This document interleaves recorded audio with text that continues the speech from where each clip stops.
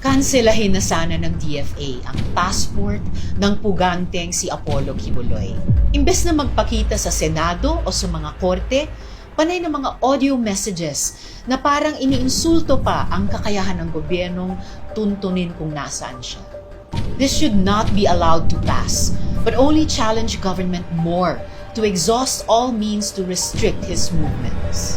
Iba-iba rin ang natatanggap na balita kung nandito pa siya sa bansa o di kaya'y nakatakas na sa ibang bansa.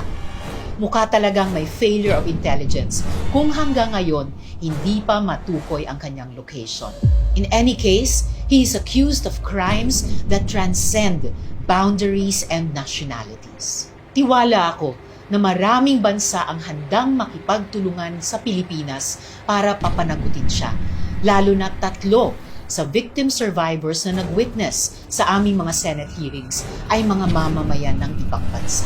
Kung ang puganteng kongresista ay nahuli, sana naman ay mahuli na rin ang isang puganteng religious leader. Maliit ang mundo. Hindi niya matatakasan ng batas habang buhay.